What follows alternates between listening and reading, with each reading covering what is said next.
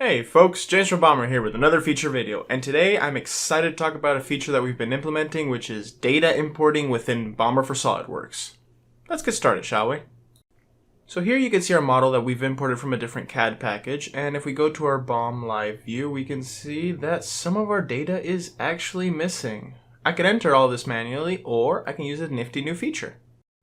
Now you may have already noticed that some changes have been made to the bar. If we look over here, we see the import button, but before we start with there, we gotta go make some changes to our settings, actually set up the import format itself.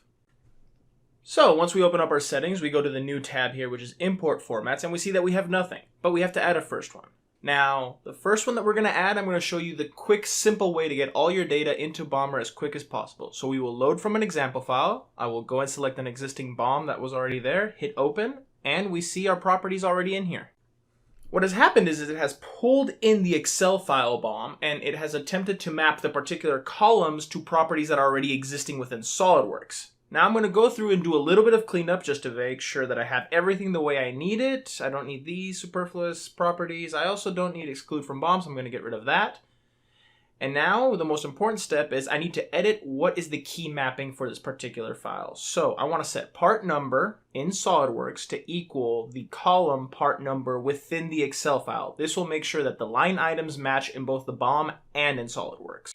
Once I verify that I have everything the way I like it, I go and press the OK button and I can see that I have a new import format. As always with Bomber, very important to hit that green check mark to make sure everything gets saved, and once I close it out, it'll start saving the process. Now, once this is done thinking, I'll be able to press the import data button as such, and I can see that I can have this new Bomber Megabot import. When I press this, it'll go to a folder and I can see the same BOM that I import as the example file. So all I have to do is press open. And with a little bit of thinking, Bomber will import the data. Now we have to wait for a little bit, especially with these larger models, for a success message, but it will pop up now, and we can see that all the components have been updated. One important thing of importing is that regardless of where the file is located, if you can find it and click it, the mapping should remain the same.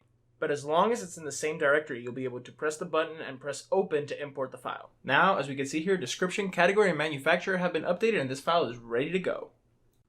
That's all I have for now, folks. As always, I'll include some useful links in the description down below. Stay tuned in the coming weeks as we put out another video detailing how to manually change your input formats. But for now, have an awesome day.